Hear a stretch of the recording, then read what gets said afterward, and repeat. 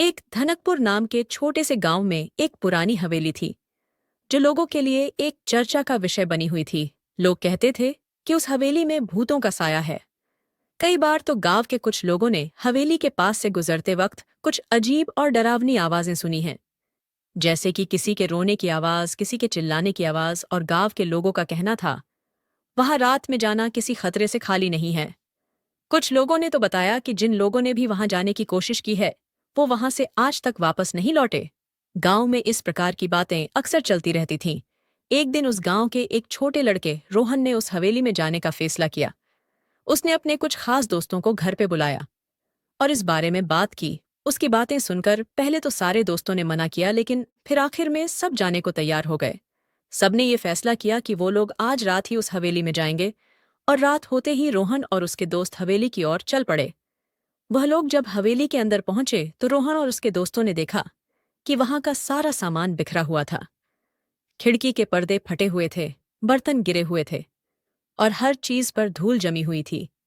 और हर तरफ से हवाओं की आवाजें आ रही थीं जो कि बहुत डरावनी थीं। सब लोग बहुत डर गए थे। तभी रोहन की नजर एक टेबल पर पड़ी जिस पर एक डायरी रखी हुई थी और उसके पन्ने हवाओं से फड़फड़ा रहे थे। रोहन ने डायरी में पढ़ा कि उस हवेली के मालिक ने अपनी पत्नी को बड़ी बेरहमी से मार डाला था। बस तभी से उसकी पत्नी की आत्मा इस हवेली में बुरी तरह भटक रही है। रोहन और उसके दोस्त डर गए। सबने वहां से भागने का फैसला लिया। वो सब लोग दरवाजे की तरफ बढ़ रहे थे कि दरवाजा बंद हो गया और वहां से चिल्लाने की आवाजें आने लगीं।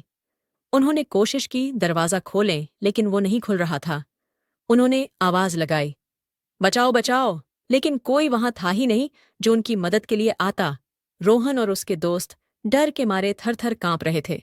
उन्होंने सोचा कि वो कभी भी वहां से नहीं निकल पाएंगे।